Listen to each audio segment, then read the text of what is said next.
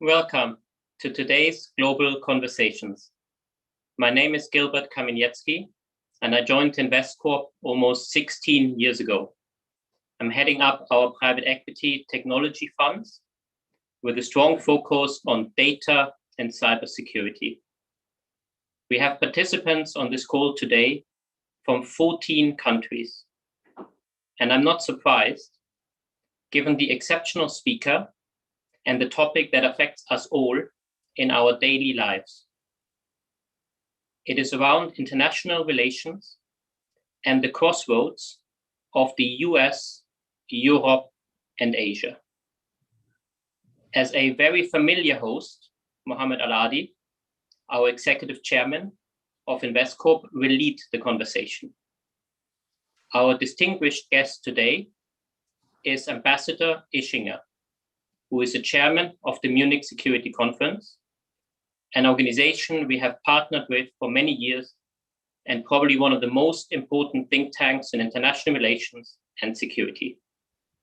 He is also a close friend to Investcorp for around 20 years and is on our international advisory board. Ambassador Ischinger is a career diplomat and was state secretary, deputy foreign minister in Germany from 1998 to 2001. He started to work as Germany's ambassador to the US in 2001. And his very first day in the office was 9/11. I can only begin to imagine what that meant at the time. After 2006, he was the ambassador to the UK. Today, he is on the board of numerous nonprofit organizations. He teaches as a senior professor for security policy and diplomatic practice. And if this would not be enough, he is also a licensed ski instructor. There is much to learn today, and I'm looking forward to the conversation. Also, before I hand over, I wish you all Eid Mubarak. Mohammed, the floor is yours. Gilbert, thank you very much. And thanks everyone for joining us today in this important session of Investcorp Global Conversations. Like Gilbert said, today we are bringing you one of the world's leading minds, one of Germany's most important diplomats and a great partner to Investcorp for many years, Ambassador Wolfgang Ischinger. Of his many great achievements that Gilbert just mentioned, I'd like to highlight that I personally enjoy attending the Munich Security Conference. In my mind, it's the world's leading forum for debating international security policy, which he chairs every year and truly benefit from the topics the conference anchors on the international agenda. I'm also a big fan of his new book, World in Danger, which examines global tensions and diplomacy, such as the relationship between the United States and China, global institutions being tested as never before, and hard-edged nationalism resurfacing as a major force in both democracies and authoritarian states. And I encourage you all to read it if you haven't done so. Wolfgang, a big welcome to you, sir. Thank you very much, Mohammed. Thank you. So let me start by asking you about the issues of the hour. I want to start with the Middle East and really get your perspectives on the Middle East peace prospect generally, but more specifically the scenes of escalation of violence between the Israelis and the Palestinians today and in the last few days. Well, first of all, Mr. Chairman, my good friend Mohammed, let me thank you from my heart for this opportunity to meet with and to chat with so many of your friends and partners and clients. It's a pleasure to be with you today. These are challenging times, not only for the Middle East, challenging times globally, as we've learned through more than a year now of this pandemic crisis. So this is a wonderful opportunity to discuss the way forward and how best to deal with this situation. First of all, before I turn to your specific question, let me say that since we last had a real Munich Security Conference, which was more than a year ago, just before the pandemic started, I think the international situation has become just a little less dangerous than it seemed to be at the time. We are now having a new administration in Washington. We have a resumption of at least the beginning of arms control discussions between the United States and the Russian Federation. We are seeing much more intense dialogue about anything from trade to security to NATO issues across the Atlantic, which for us in Europe, of course, is of central importance. And that takes me to your question to the Middle East, which has been plagued now for so many years with a kind of permanent crisis mode. I find it deeply worrisome that after years of negligence by the international community of the unresolved Israeli-Palestinian situation, these expressions of violence now seem to remind us that if you look away from an unresolved problem, that problem is very unlikely to go away on its own. Experience teaches us that international conflicts, whether they break out into violence or whether they just simmer and remain unresolved, actually over time often tend to get worse rather than better. And as a practicing diplomat, I tend to point people to the tragedy of Syria, where what seemed to be a kind of a low-level civil conflict in the beginning has turned into a major humanitarian catastrophe with hundreds of thousands of people killed and increasing tendencies to extremism, probably on all sides. And that is why these conflicts urgently need attention.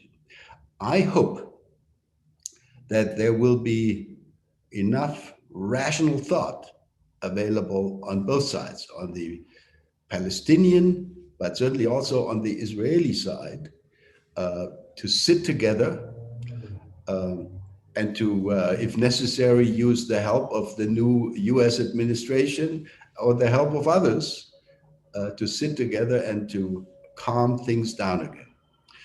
We are in the midst of an unresolved government building situation in Israel, and that is probably also not a perfect precondition for quickly settling this situation if you do not have a prime minister and a government in place that is stable and sustainable. So this is an extremely worrisome situation. And finally, Mohammed, what I regret more than anything else is that we in the European Union have tended to be seen as bystanders and have tended to be seen as onlookers rather than as active shapers and helpers and participants in an effort to help bring regional peace to this region in particular. Our absence, the European absence from peacemaking efforts in Syria or in Libya or in other regional crises over the last decade or so is extremely worrisome for me. And I hope that going forward, Europe will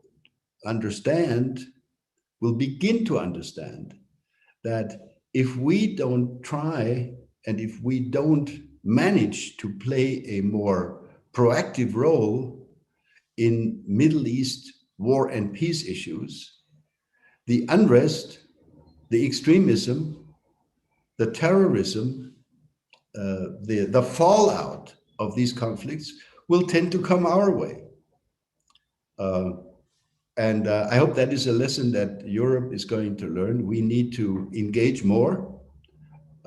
We need to try to employ the fact that we, the European Union, are one of the strongest, if not the strongest, trading and economic blocs in the world.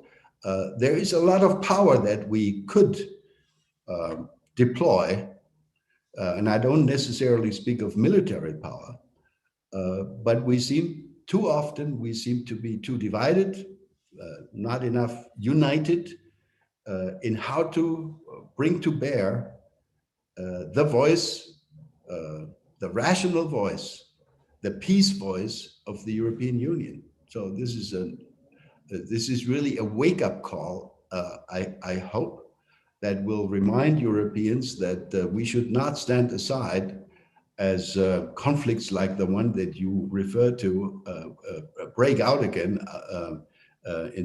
with such violence in recent days. Extremely regrettable. Thank you, sir. Another really timely issue, and I know you're always been talking about this at the conference, is cyber security and cyber threat. And we've seen during the pandemic the speed of transformation of going virtual, but then we've also recently saw how vulnerable we could be with the recent attack on colonial pipeline in the United States, and what disruption has that made, not just really to the United States, but to the global energy markets. How concerned are you about this digital journey and the speed of it? I'm very concerned. The Munich Security Conference just released a detailed report a couple of weeks ago, which everybody can download from our website for free, where we examine the cyber relationship between various countries in the Northern Hemisphere, between Europeans and America in particular. And what we found with the polling data that we conducted, what we found is that there are significant elements of mutual mistrust, of lack of trust. Citizens don't even trust their own governments. They don't even trust the companies, but they trust governments less than they trust companies.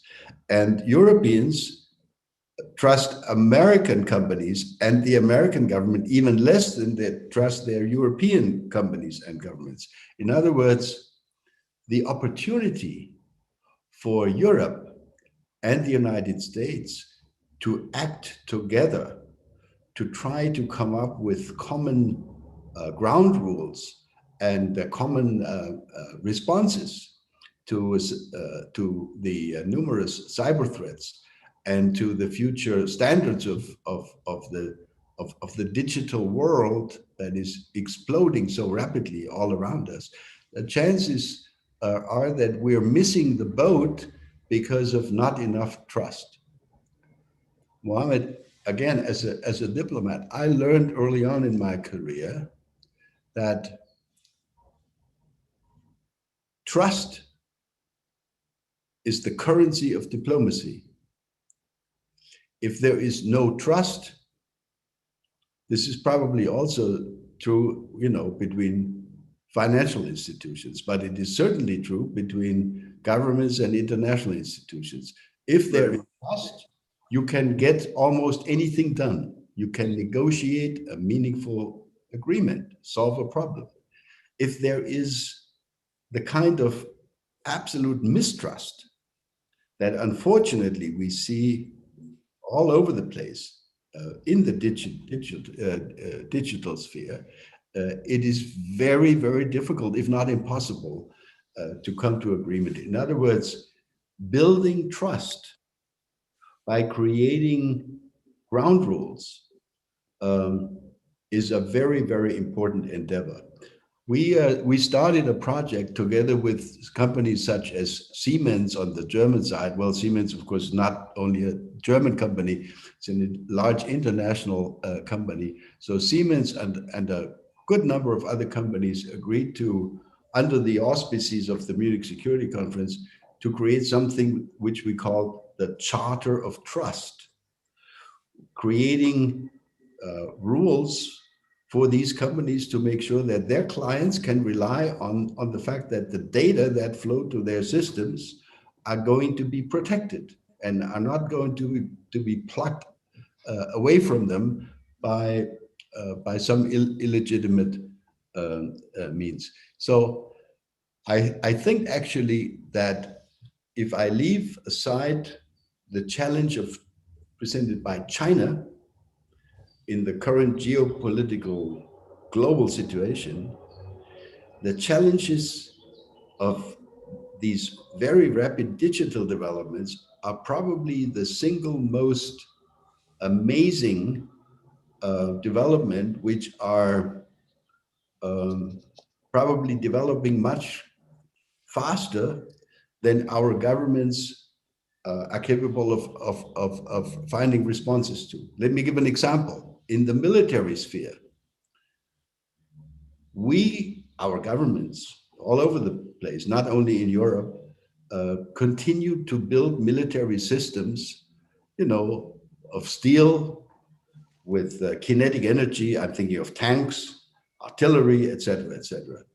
Well, I think the time is not far where, drones, electronic equipment, small things that fly through the air by the millions, by the thousands, and that are being led by artificial intelligence, are going to be much more meaningful instruments of military coercion, both offensively and defensively, than the kinds of equipment which we inherited from the last century. So I think there are, literally speaking, revolutions underway, which many of us have not really understood fully because they're still not visible beyond the horizon, but they will be in a very short period of time. So moving into this digital age, not only for companies, but also for governments and for defense institutions, is going to be a challenge of historic proportions, of amazingly important historic proportions.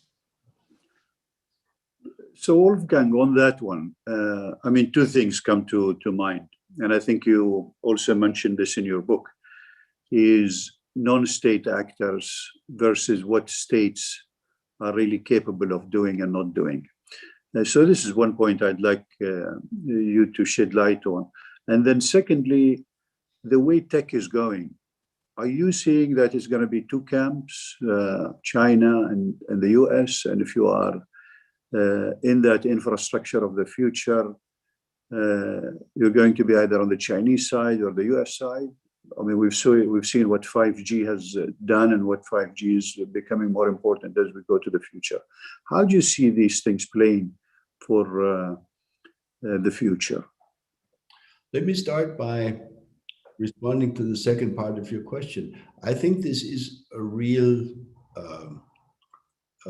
problem. it is not impossible to envisage a world not only militarily or ideologically, but also digitally divided into two blocks. This would be, if it goes in this direction, not good. It would not be good for anyone, because it would reduce profitability, it would reduce efficiency, it would only tend to create more friction, not less friction. I think that if we believe, and this is an area where fortunately now there seems to be an emergence of some degree of consensus between Europeans and our friends in the United States, that the relationship of that we are going to try to create with China should not simply and only be an adversarial relationship. As Tony Blinken has said, and as President Biden have said, and European leaders have actually said the same thing, this should be a mixed approach, cooperation where possible, and competition where necessary, and adversarial relationship where this is forced upon us. But the first word, of course, is going to be cooperation. And this is why, from a European point of view, and certainly from a German point of view, which if I can just say one sentence about the German interest, as you know, and as your audience, I'm sure, is aware, the economic ties, the business ties between Germany and China have grown tremendously over the last couple of decades. So in the old Cold War, our business relationship with the former Soviet Union was of a negligible quantity and quality. The relationship that we have today with China is one that is very important for the average German worker, for thousands of companies, etc. In other words, we are interested as a country in having as much cooperation with China as possible, but we also understand that there is a need to compete, and there is a need to defend what we believe are our values in terms of freedom of expression and the rule of law and democracy, that we want to defend these values, which some of us call classic Western values. So this is going to be unfortunately, rather complex and multifaceted relationship, hard to manage. It's right. Much easier if you can say this person on the other side is either my friend or my enemy. But in the case of China, it's certainly not an enemy, but it's also not just a friend or a partner. It's a mix. And that will make the management of this an extremely tough challenge for European leaders and American leaders, if our interest is to try to find as much overlap and as much coordination as we approach the challenge of China. Quite frankly, Mohammed, now I've forgotten the first part of your question. I forgot what the first part of your question was originally, but China, I think, was the second part. Yeah. So really, on that, Wolfgang, what I would like you to maybe address is, when you look in what's happening between China and the US in terms of competition or strategic competition, however, or Cold War or anything like this, sitting from where you sit and you get to discuss this a lot with many stakeholders, many global leaders, what would you advise the leadership in the US and the leadership in China in how they should go about this? Quite frankly, I think the smart money on this issue is if you can listen to or read what our friend Dr. Kissinger has had to say about the issue of China over the years. He's written an entire book about it, of course, which some of us have read. The point being actually a very simple point. There are leading thinkers in America who believe that this emerging relationship between an existing global power, the United States, and a new global power like China, that is by definition going to lead to a not only competition, but to a conflict where one side will win and the other side will lose. In other words, these people look at the US-China relationship as a zero-sum game. It's either them or us. I think the recommendations which Dr. Kissinger presented many years ago, they are that is wise counsel, namely to try to build a relationship where these two systems can coexist, where not all US energy is going to be spent on containing China, but where US energy is spent on how to maintain as open an international system as we can, where we defend, where necessary, our values, but where we do not pursue the goal of preventing China from becoming whatever the world's largest economic power, etc. It will, by definition, happen sooner or later because of the sheer size of the Chinese economy. I think we, on the European side, we almost automatically, sort of through our genes, tend to favor the Kissinger approach. We think of the relationship with China that we want to have as a win-win, hopefully a win-win situation, if we can manage to create that with appropriate arrangements with China. Remember, the European leadership negotiated a comprehensive agreement with China over the last number of years, which was finally agreed at the end of last year.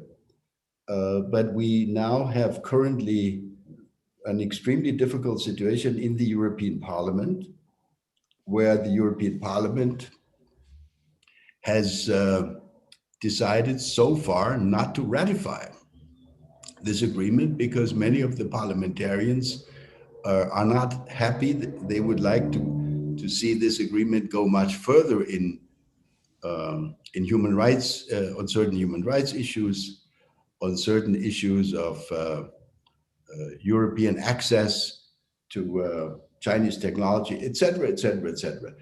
So in other words, we would like to see a win-win situation, but a win-win situation will require agreements that would make sure that we have a level playing field, that would make sure that we adhere to the same rules in cyberspace, on trade, on protection of intellectual property, and then a number of related issues.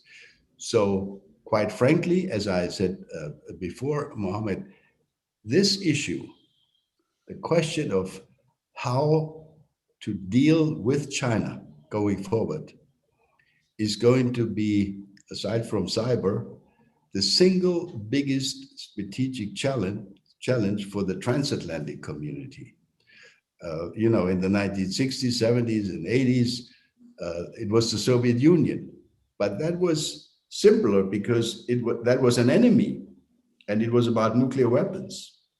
Now it's about the region, it's about trade, it's about investment, It's about cyber, it's about technology, it's about artificial intelligence, it's about chips, it's about Taiwan, and so many other issues. So this is much more complicated.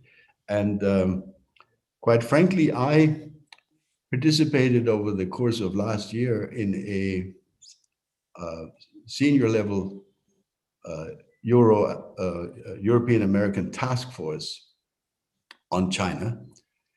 And we came up with a proposal which I think made sense then and would still make sense now, namely for the European Union and the United States, the new Biden administration, to create a very senior level coordination mechanism.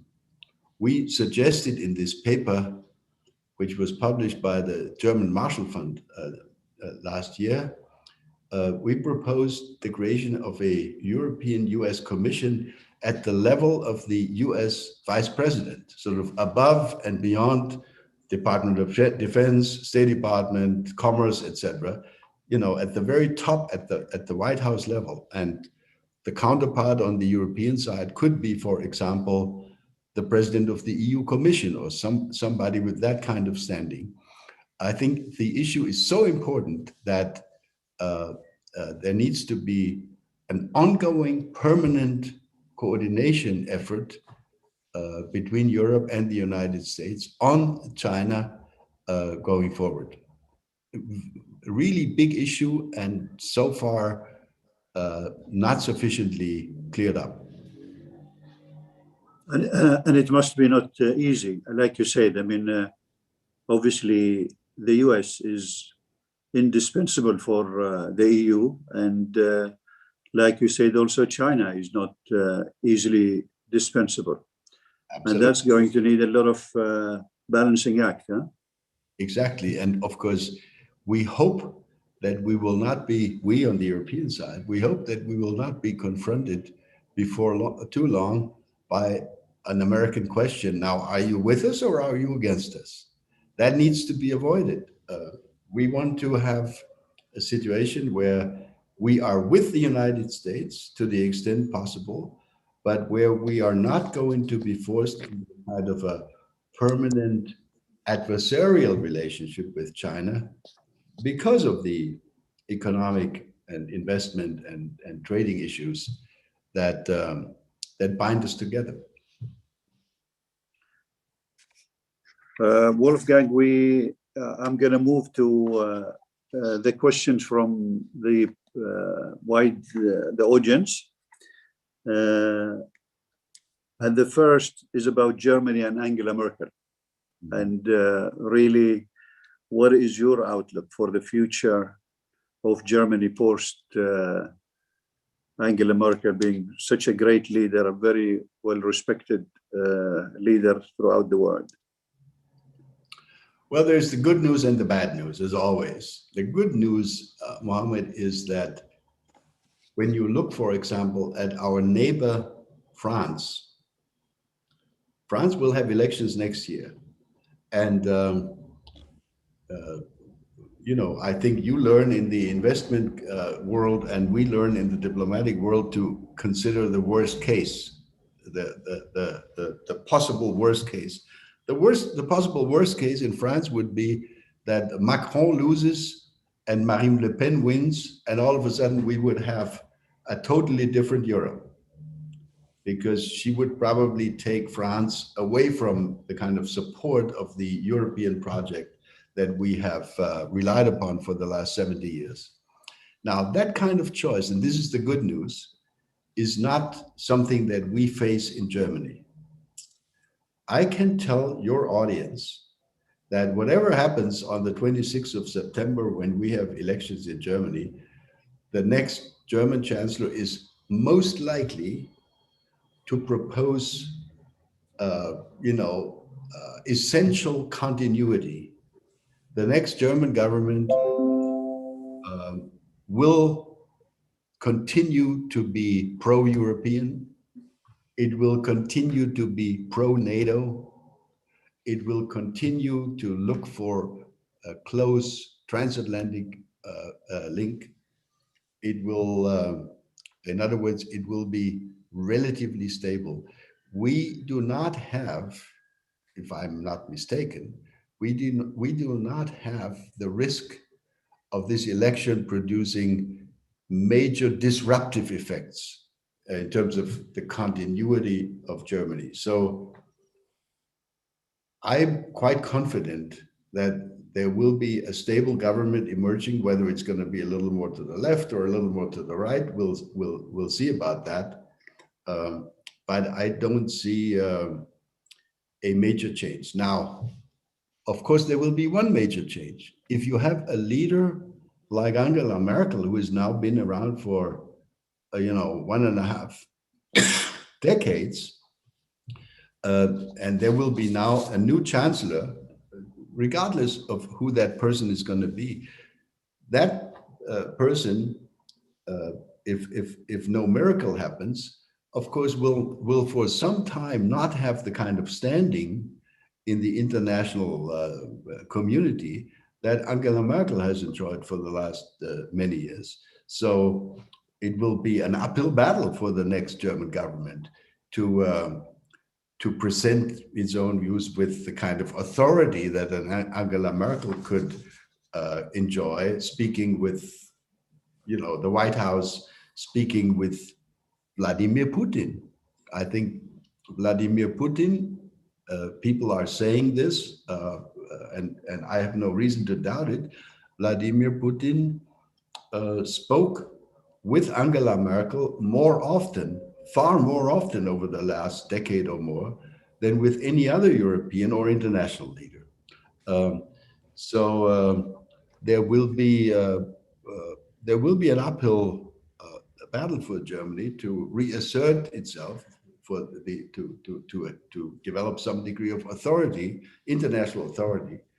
But I think we'll be stable. So I would not have sleepless nights. Let me put it this way: I would not have sleepless nights as an investor or as a geopolitical observer of what's likely to be happening in Germany this coming autumn. France has more of a problem, so we will all need to watch very carefully what's going to happen in France over the next 9 months, 10 months or so. That would be a historic break if a right-wing government were established in France under the leadership of Marine Le Pen. And it is not totally impossible to imagine that could happen. Worst case, again. I'm not predicting it. I hope it's not going to happen. Okay. I guess there's a follow-up question on that, on Angela Merkel. Her role, like you said, just outside Germany as a communicator, as really a stabilizing force between Russia and Europe and within the European Union. She took very tough decisions when European Union needed help. Some of the countries that were financially very challenged, Brexit, all these kind of things. And so one leader that can really make a lot of difference one way or another.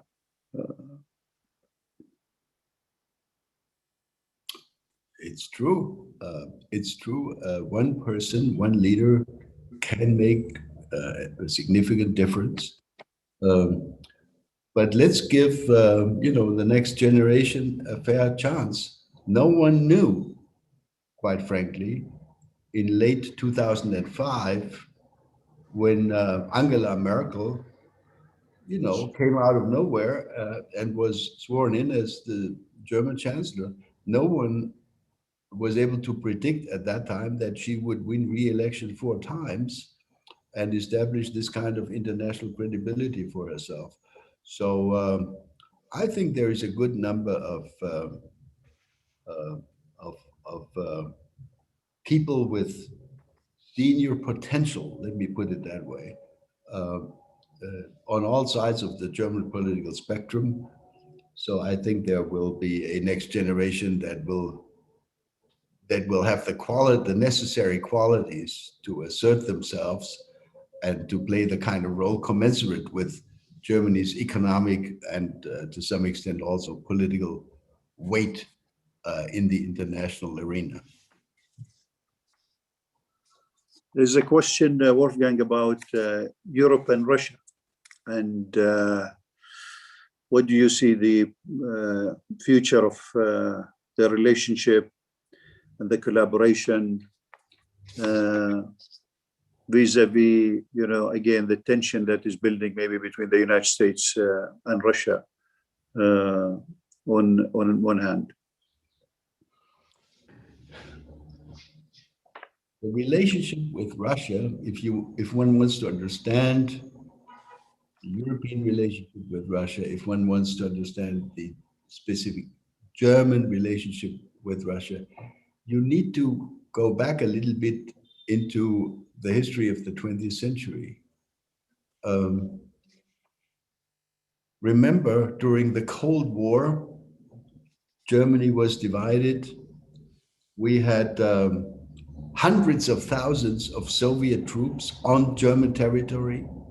There were nuclear weapons, short range, deployed on both sides, pointed at the other part of Germany. We were, if ever they had a conflict had broken out, thank God it didn't break out, we would have been the battleground, right? East and west of the dividing line through Europe. This is why in 1990, when Germany became reunified, as a miracle happened. And this is why German political leaders at the time, including, our former Chancellor Helmut Kohl and others, and I was at that time, a speechwriter, and I participated myself as a senior speechwriter, advisor, policy planner that I was at the time, writing such sentences into major speeches of our political leaders. Germany is now only surrounded by friends. The Soviet army is gone. Our eastern neighbor Poland is now part of us, joining NATO. So no more worries, no more worries. And Russia has actually, the Soviet Union has disappeared. Russia is actually a not unfriendly partner. We had a good relationship with Yeltsin in the 1990s.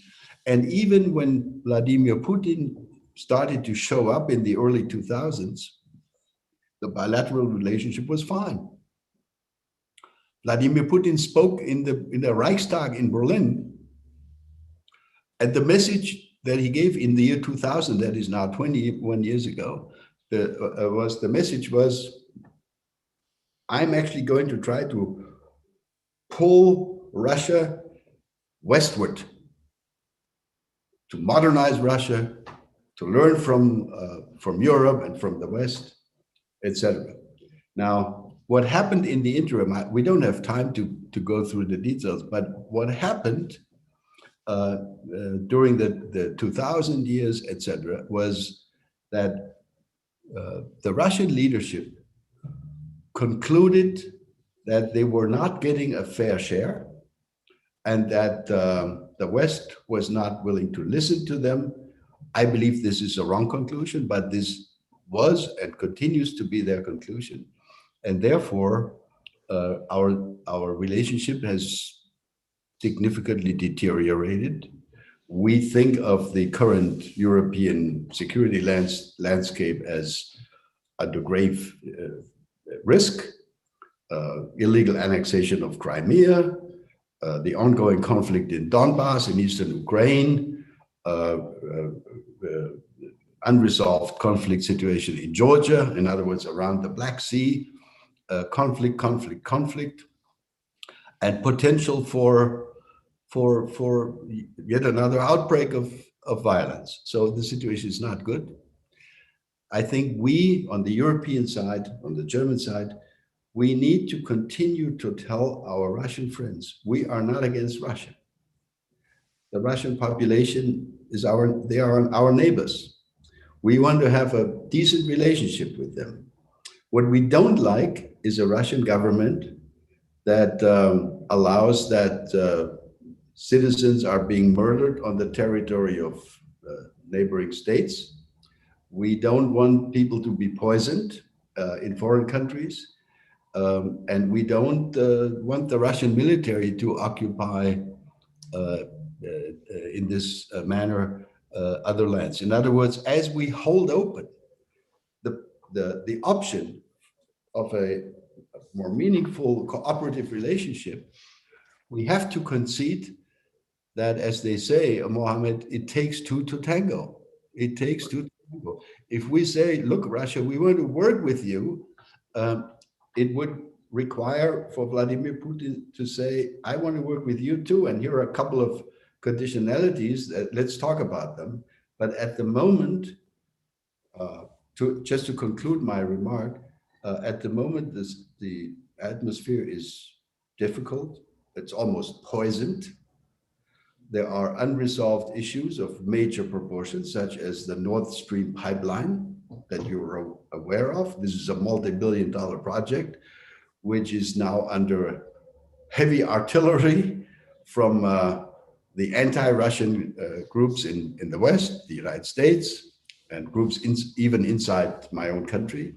But Nord Stream 2 is only a symptom of the current poisoned and untrusting relationship that has emerged between Russia and the West generally. I think there is a glimmer of hope. Just to conclude, I don't want to conclude on a negative here. I think the fact that Joe Biden has now offered to meet and will meet, I'm sure this will happen in the next month or so, with President Putin, I think that is good. I think they are both, to some extent, realpolitik people. They don't want conflict, but they want to defend their interests. And I think that was possible when Ronald Reagan met with Gorbachev in the 80s, and it was possible before that and afterwards. So I think there is at least the possibility that a more meaningful dialogue can be restarted between the United States and Russia, including on such issues as arms control, including nuclear arms control, on military confidence building measures, et cetera, et cetera. And that would in turn also open new possibilities for the quote unquote poisoned relationship that currently exists between the European Union, my country included, and Russia. So there's a glimmer of hope at the horizon. And I think, at the end of the day, I think the smart Russian knows that when they look for ways to modernize their country and their economy away from fossil fuel-based economy, the way to look is to Western Europe. We have the companies that can help them. We have the know-how. We also have the political will to do it. All it takes for them is to open, to send the appropriate signal and to open their doors, and we'll be there. Wolfgang, another front is Turkey. And the question is really, what did go wrong with Turkey? At one time, it was about to join the EU, and it looks very remote at the moment. Well, yeah, I agree. It doesn't look so good. But in international relations, sometimes it is good to remind yourself of the principle of what I call strategic patience. It just may happen that at this very moment, the relationship between the European Union and Turkey is not only bad, but the opportunities for moving forward on EU Turkish relations in terms of future membership of Turkey in the EU, that the options, that the perspectives are dark, are practically non-existent. But that must not be a permanent feature. It is very possible for me to imagine that over the next couple of years that could change again.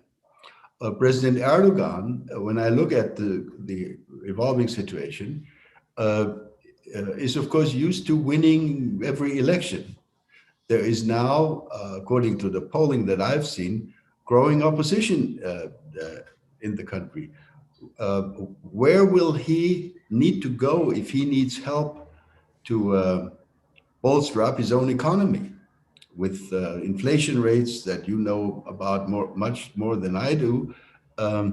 Well, I think he will need once again to turn to his partners in Europe. So I think if you accept the principle of strategic patience, my advice would be, let's not abandon Turkey. I've always been against decisions by the European Union to end the ongoing negotiations about eventual Turkish membership. My advice is, President Erdogan, even, of course, I'm aware that many people don't like him at all. My advice is, President Erdogan will not be president of Turkey for the next 200 years. There will also be a successor at some time. And God knows who that's going to be, but the possibility exists that Turkey will once again turn more to Europe, and we should offer to Turkey this opportunity. It's actually in our interest. We don't do it for the sake of Turkey, we do it for ourselves. I cannot imagine, Mohammed, how we, the European Union, could conduct a meaningful role, we spoke about that half an hour ago, in the greater Middle East, if we did it against, if we tried to do it against our big neighbor, Turkey. We need Turkey on our side if we want to play a role in Iran, in Syria, in the other conflict regions of the world. So I think we should not abandon Turkey, but like with the case, in the case of Russia, keep the door open, right, and offer our partnership and friendship if and when they're interested in returning to the discussions with Brussels. Right. Going back to this and diplomacy, there's a question really about how the craft is really managing with this 24-hour non-stop global social media exposure, the talk about virtual embassies, digital diplomacy. How is this affecting the global diplomacy as a tool of good outcomes? Well, obviously, the digital revolution has not stopped short of the world of diplomacy. And of course, the days of diplomatic cables being sent across the world, diplomatic cables that contained information that no one else had, those days are long over. They're long gone. Every newspaper today, every news service is much faster than 95% of our embassies are. So this world has changed. But let me return to the concept of trust. One thing has not changed. If you communicate with each other, if I communicate with you for the next 2 years via your laptop or my laptop, I'm not so sure between Mohammed Alardhi and Wolfgang Ischinger, a relationship of mutual trust, full trust, could actually be built. I think the relationship of trust can be built if I can be in a room with you, even talk to you without the presence of others. If maybe we have some confidential things to discuss, that where I want to sound you out, do you think this could happen? This is possible or not? This is the central question of modern diplomacy. It cannot be resolved through digital means. if Angela Merkel or Joe Biden could meet with Vladimir Putin or Xi Jinping personally, privately, 4 eyes, I'm sure a number of issues could be addressed and maybe even resolved. But to the extent I know, I haven't done any scientific research about this, but my impression is that, for example, President Putin has not had a person-to-person confidential meeting, where only he and that other person was present, with any significant foreign leader in more than a year because of the pandemic. And because of the pandemic, international diplomacy has had, for these last 14 months, a huge handicap. Nothing has happened, nothing has moved forward, because trust is not there. And you can tell me, well, but they can talk to each other on the telephone, or do what Alardhi and Ischinger are doing right now, have a video call. Well, do you know, I'm sure you do know, how many people will listen in when Angela Merkel speaks to Vladimir Putin on the telephone? There will be at least half of the FSB listening in on the Russian side, and about a dozen or more people on the German side, legitimately. Then there will be some people who will listen in who are not supposed to listen in. In other words, neither Merkel nor Putin will even dare to say on the telephone something which they would be able to say if they were in a room or on a little walk in the woods or in the garden privately with that other person. In other words, I look forward to the moment when these types of international meetings, person A and person B, leader of 2 important countries, can actually have a meaningful personal interaction again, building up trust and doing a private deal. Say, if you give me a little bit of wiggling room on that one issue, I could probably convince my parliament to adopt this law which you don't like, or which you would like us to do. These types of soundings out have actually been largely absent from our scope of activities over the last year. This is why international diplomacy needs a shot in the arm, and that cannot be provided by digital means. It requires personal trust. Wolfgang, thank you so much, sir. This has been very, very interesting. Fantastic conversation and insight. Such a privilege, to get some of MSc exclusive knowledge this afternoon. Your insight on diplomacy, on cybersecurity, current affairs, and all other topics we covered today are indeed enlightening. Thank you for being with us today, and looking forward to our next in-person meeting, I hope. Absolutely. Thank you so much. This was such a pleasure. I enjoyed it very much, and I hope the audience found it interesting. Thank you again. Hope to see you soon. Stay in good health, and all the best to you and your colleagues at Investcorp. It's been a pleasure working. Thank you, sir. Thanks for everyone. All the best. Bye-bye now. Bye-bye.